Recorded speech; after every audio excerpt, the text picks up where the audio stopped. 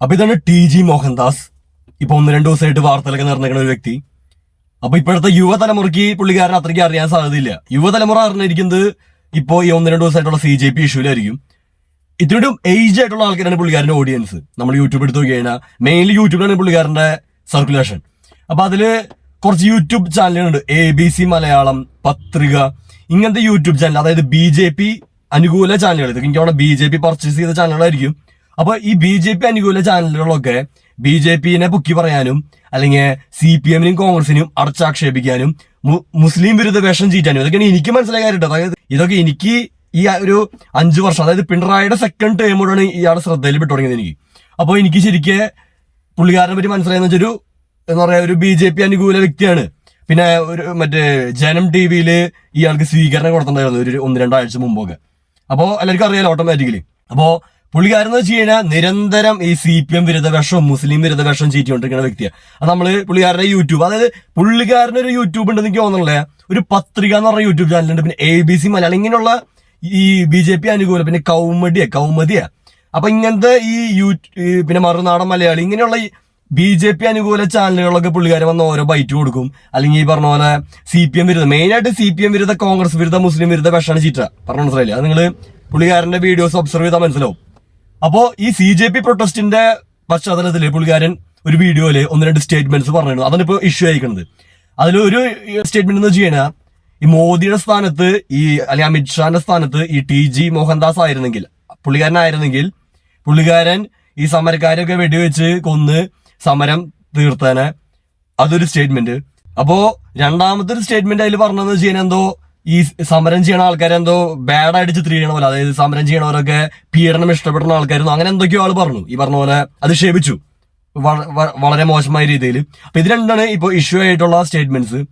അപ്പോ ഇതിലെനിക്ക് പറയാനുള്ള ഒരു കാര്യം എന്ന് വെച്ച് കഴിഞ്ഞാൽ, ഈ വ്യക്തിനെ പറ്റി ഇപ്പോഴാണ് കുറെ ആൾക്കാർ മനസ്സിലാക്കിയത്, പറഞ്ഞ. പക്ഷെ സൈലന്റ് ആയിട്ട് കഴിഞ്ഞ 5 വർഷം, അതായത് പിണറായിയുടെ സെക്കൻഡ് ടൈം തൊട്ട് സൈലന്റ് ആയിട്ട് ഒരു വലിയ ഹിന്ദു വിഭാഗത്തെ CPM-ൽ നിന്നും, കോൺഗ്രസിൽ നിന്ന് കുറച്ചും CPM-ൽ നിന്ന് വലിയൊരു ഹിന്ദു വിഭാഗത്തെ അടർത്തെടുത്ത് BJP-യിലേക്ക് പ്രതിഷ്ഠിച്ചൊരു വ്യക്തിയാണത്. അത് നിങ്ങൾക്ക് ഒബ്സർവ് ചെയ്താൽ മനസ്സിലാവും. അത് CPM-കാരും ഇപ്പൊ DYFI ഒക്കെ ഇപ്പൊ ഈ ആളുടെ വീട്ടിക്ക് മറ്റേ പ്രതിഷേധമൊക്കെ ആയിട്ട് ഇന്ന് പോയിണ്ടായി, എറണാകുളത്തെ വീട്ടിക്കാണ്ട്. എന്നിട്ട് തെരുവിൽ നേരിടും, അല്ലെങ്കിൽ TG മോഹൻദാസിനെ കൈകാര്യം ചെയ്യുന്നൊക്കെ വലിയ ഡയലോഗ് അടിക്കണം. നിങ്ങളിത് ഇപ്പോഴല്ല ചെയ്യേണ്ടിയിരുന്നത്. അതായത് ആള് വലിയൊരു ഡാമേജ് CPM-ന് ഇടതുപക്ഷത്തിന് വരുത്തി ഓൾറെഡി. നിങ്ങളുടെ ഹിന്ദു വിഭാഗത്തെ ഒരു പരിധി വരെ BJP-ക്ക് ചാടാൻ പ്രേരിപ്പിച്ച പല വ്യക്തികളിൽ ഒരു വ്യക്തി പുള്ളിക്കാരനാണ്. അത് രാഷ്ട്രീയ നിരീക്ഷകൻ എന്ന രീതിയിൽ എനിക്കറിയാം. പറഞ്ഞ മനസ്സിലായില്ലേ? ഞാൻ ശരിക്കും ഞാൻ പണ്ടോട്ട് എനിക്കറിയുന്ന ആൾക്കാർക്ക് പറയാറുണ്ട്, ഇതൊക്കെ വിഷങ്ങളാണ്, ഇവരൊക്കെ മനസ്സിലാക്കണം. അപ്പൊ ആൾക്കാർ വിചാരിച്ചിരുന്നത് തുടക്കത്തിലൊക്കെ ഈ പിണറായിയുടെ സെക്കൻഡ് ടൈം ആൾക്കാർ വിചാരിച്ചിരുന്നത് പുള്ളിക്കാരൊക്കെ നിഷ്പക്ഷരാണ്. അതായത് കുറെ ആൾക്കാർ, അതായത് ഇപ്പൊ അന്തം കമ്മികള്, അന്തം സംഖ്യകള്, അന്തം കൊങ്ങികള് പോലെ തന്നെ അന്തം നിഷ്പക്ഷരുണ്ട്. അത് ജനം മനസ്സിലാണ്. അതായത് ഇപ്പൊ എനിക്ക് പരിചയമുള്ള ആൾക്കാർ പറയും ശ്രീജിത്ത് പണിക്കർ നിഷ്പക്ഷനാണെന്ന്. വല്ലവരും പറയും, ബോധമുള്ള അരി ഭക്ഷണം തരുന്ന ആരെങ്കിലും പറയും ശ്രീജിത്ത് പണിക്കർ നിഷ്പക്ഷനാന്ന്, അല്ലെങ്കിൽ ഏഷ്യാനെറ്റ് ന്യൂസ് നിഷ്പക്ഷനാന്ന് പറയാൻ ആൾക്കാർ, അല്ലെങ്കിൽ മറുനാടൻ മലയാളി നിഷ്പക്ഷനാന്ന് പറയാൻ ആൾക്കാർ. ഇതൊക്കെ ഇവർക്കൊരു ടെക്നിക്ക് ഉണ്ട്. അതായത് ഇവരൊക്കെ BJP അനുകൂല സ്റ്റാൻഡാണ് എടുക്കാറ് അൾട്ടിമേറ്റ്ലി. പക്ഷെ ഇവർക്ക് ഡയറക്റ്റ് ഒരു BJP അനുകൂല സ്റ്റാൻഡ് എടുത്തതിന് ഒരിക്കലും ഈ പറഞ്ഞ CPM-നെ തകർത്തിട്ട് ഹിന്ദു വോട്ട് ഇപ്പോഴത്തേക്കും മറിയില്ല, അല്ലെങ്കിൽ ആൾക്കാരത് പെട്ടെന്ന് അങ്ങോട്ട് ശരിയില്ല. അപ്പൊ അതിന് പകരം ഇവർ ചെയ്യുന്ന ഒരു കാര്യം എന്ന് വെച്ച് കഴിഞ്ഞാൽ, പ്രത്യക്ഷത്തിൽ കോൺഗ്രസിനെ സപ്പോർട്ട് ചെയ്യണ പോലെയും ലൈറ്റായിട്ട് കോൺഗ്രസിനെ വിമർശിക്കുകയും ചെയ്യും, വലിയ രീതിക്ക് CPM-നെ അറ്റാക്ക് ചെയ്യും, ചെറുതായിട്ട് BJP-നെ അറ്റാക്ക് ചെയ്യും. അപ്പൊ എന്തായി, ഒരു നിഷ്പക്ഷത പ്രതീതി സൃഷ്ടിക്കുകയും ചെയ്യും. ഓട്ടോമാറ്റിക്കലി ഇവരുടെ അജണ്ട ആയിട്ടുള്ള CPM-നെ തകർത്തിട്ട് ഹിന്ദു വോട്ടൊക്കെ BJP-ക്ക് എത്തിക്കാനുള്ള അജണ്ട നടപ്പിലാക്കുകയും ചെയ്യും. പറഞ്ഞ മനസ്സിലായില്ലേ? അത് നിങ്ങൾ ഒബ്സർവ് ചെയ്താൽ മനസ്സിലാവും. ഏഷ്യാനെറ്റ് ന്യൂസ് എടുത്തു കഴിഞ്ഞാൽ ചെറിയ രീതിക്ക് BJP-നെ അറ്റാക്ക് ചെയ്യും, ചെറിയ രീതിക്ക് കോൺഗ്രസിനെ അറ്റാക്ക് ചെയ്യും, വലിയ രീതിക്ക് CPM-നെ അറ്റാക്ക് ചെയ്യും. അതായത് ഭരണത്തിൽ നിന്ന് പോയിട്ടും ഭരണത്തിലുള്ള പാർട്ടിനെ അറ്റാക്ക് ചെയ്യണ കൂടുതൽ പ്രതിപക്ഷമായ പിണറായിനും CPM-നെയാണ് ഈ ഏഷ്യാനെറ്റ് അറ്റാക്ക് ചെയ്യണേ, അല്ലെങ്കിൽ മറുനാടൻ മലയാളം അറ്റാക്ക് ചെയ്യണേ. ഇപ്പോ BJP-യിൽ എത്ര 25 കോടിയുടെ ഫണ്ട് തട്ടിപ്പെന്ന് പറഞ്ഞു, ആർക്കും ഒരു മിണ്ടാട്ടല്ല. ഈ CJP-യുടെ ഇഷ്യൂ ഏഷ്യാനെറ്റ് ഇത്രയ്ക്ക് എടുത്തിട്ടത് വേറെ ഇല്ലാത്തതുകൊണ്ട് മാത്രമാണ്. അതായത് ഇവരുടെ ഓഡിയൻസ് എന്ന് പറയുന്നത് BJP അനുകൂല വ്യക്തികളും ഒപ്പം തന്നെ CPM വിരുദ്ധരായിട്ടുള്ള കോൺഗ്രസ്സുകാരുണ്ട്.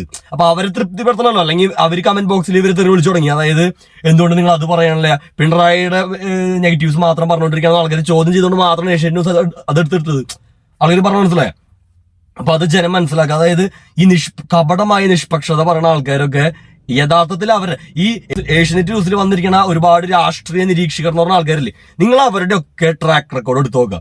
അവരുടെ ഒക്കെ യൂട്യൂബ് ചാനലുകൾ, അല്ലെങ്കിൽ ഈ പറഞ്ഞ പോലെ ഒരു ഫക്രുദ്ദീൻ അലി അല്ലെങ്കിൽ അഡ്വക്കേറ്റ് ജയശങ്കർ, ഈ ഏഷ്യാനെറ്റിൽ വന്നിരുന്ന വലിയ വീരവാദം മുഴക്കണ രാഷ്ട്രീയ നിരീക്ഷകർ എന്ന് പറഞ്ഞ ആൾക്കാരൊക്കെ യൂട്യൂബ് ചാനൽ ഇവർ കൊടുക്കുന്ന ബൈറ്റുകളൊക്കെ ഫുള്ള് BJP അനുകൂല ബൈറ്റുകളാ, അല്ലെങ്കിൽ BJP അനുകൂല ചാനലുകൾക്കാണ് ഇവര് ബൈറ്റ് കൊടുക്കണേ. ഇപ്പൊ ABC മലയാളത്തിലാണ് ഈ ഫക്രുദ്ദീൻ അലി എന്ന് പറഞ്ഞ വ്യക്തി വന്നിരിക്കണേ. ഇതേത് ABC മലയാളത്തിന്റെ എല്ലാ വീഡിയോസും എടുത്തു ഫുള്ള് BJP അനുകൂല ചാനലത്. അപ്പൊ നിങ്ങളിത് മനസ്സിലാക്കുക. അതായത് എനിക്ക് അന്തം കമ്മിയോടാണ് പറയാനുള്ളത്, നിങ്ങളെ ശരിക്കും പറ്റിച്ചുകൊണ്ടിരിക്കുക. എന്ന് പറയാ ഈ ഒരു ലോബി ഉണ്ട്, അതായത് CPM തകർത്ത് BJP വളർത്താന്ന് പറഞ്ഞ ഒരു ലോബി ഉണ്ട്. അതിൽ പെട്ട ആൾക്കാരായിട്ട് എനിക്ക് തോന്നിയേക്കുന്നത്, അതായത് എന്റെ രാഷ്ട്രീയ നിരീക്ഷണത്തിൽ അങ്ങനെ ഒരു അജണ്ട ഉള്ള ആൾക്കാരിൽ പെട്ടതാണ് മറുനാടൻ മലയാളി ശ്രീജിത്ത് പണിക്കര്, അഡ്വക്കേറ്റ് ജയശങ്കർ, അല്ലെങ്കിൽ ഏഷ്യനെറ്റ് ന്യൂസ്. അപ്പോൾ ഇതൊക്കെ ആൾക്കാർ തിരിച്ചറിയാം.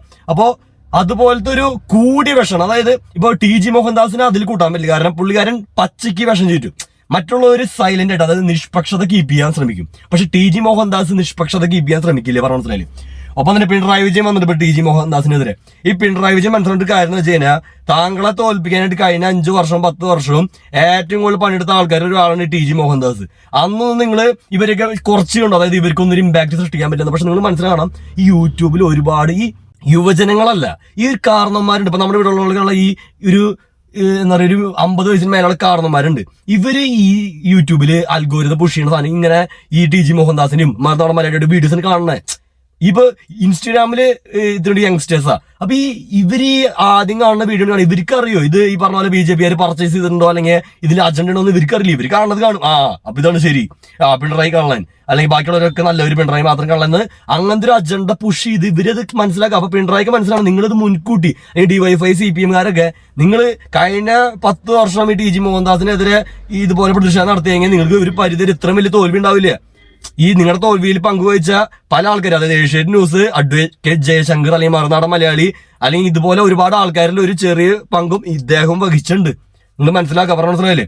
അപ്പൊ അതൊക്കെ ഒരു കാര്യം. പിന്നെ രമേശ് ചെന്നിത്തലയുടെ പോലീസ് ഇപ്പോൾ ആൾക്കെതിരെ അന്വേഷണം പ്രഖ്യാപിച്ചിട്ടുണ്ട്. അതൊക്കെ എവിടെ വരെ എത്തുന്ന ആർക്കറിയാം. ഈ പറഞ്ഞ പോലെ കോൺഗ്രസിലെ ഒരു വിഭാഗത്തിനും CPM തകർക്കണം ആഗ്രഹമുണ്ട്. അപ്പോ കോമൺ എനിമിയാണല്ലോ BJPയുടെയും കോൺഗ്രസിന്റെ കോമൺ എനിമിയാണ് CPIM. അപ്പൊ അതൊരു വേറെ ഘടകം. പിന്നെ മുസ്ലിംസ് ഇടപെട്ടത് സ്ഥിതിക്ക് TG മോഹൻദാസിനെതിരെ കേസെടുക്കാൻ ചാൻസ് ഉണ്ട്. കാരണം കോൺഗ്രസിന് മുസ്ലിംകാരെ വെറുപ്പിച്ചൊരു കാര്യം ചെയ്യാൻ പറ്റില്ല, അതെല്ലാവർക്കും അറിയായിരിക്കും.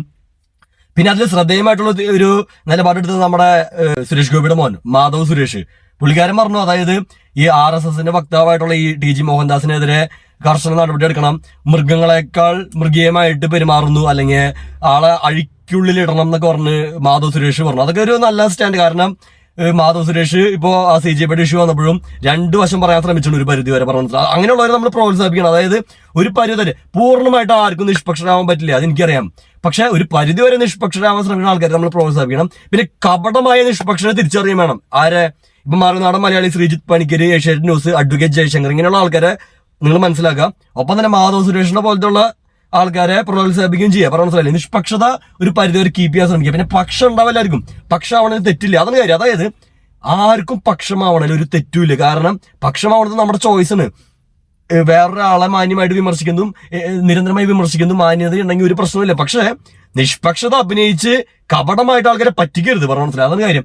അപ്പൊ TG മോഹൻദാസിനെ ആൾക്കാർ തിരിച്ചറിയാം, CPM പ്രത്യേകിച്ച് തിരിച്ചറിയാം. നിങ്ങളുടെ ഹിന്ദു വോട്ട് ബാങ്കിനെ ഇങ്ങോട്ട് ഷിഫ്റ്റ് ചെയ്യാൻ, അല്ലെങ്കിൽ നിങ്ങളിലുള്ള ഈ മുസ്ലിം കമ്മ്യൂണിറ്റിനെയും ഹിന്ദു കമ്മ്യൂണിറ്റിനെയും തമ്മിലടിപ്പിക്കാനും പലതരം അജണ്ടകൾ ഈ TG മോഹൻദാസ് ഈ കഴിഞ്ഞ 5 വർഷം നടത്തിയിട്ടുണ്ട്. അത് ഇപ്പൊ എന്റെ വാക്കാരും എടുക്കണ്ട, നിങ്ങൾ പുള്ളിക്കാരൻ ഈ ബൈറ്റ് കൊടുക്കണ യൂട്യൂബ് ചാനലുകളിൽ പുള്ളിക്കാരുടെ ബൈറ്റുകൾ കാണാം.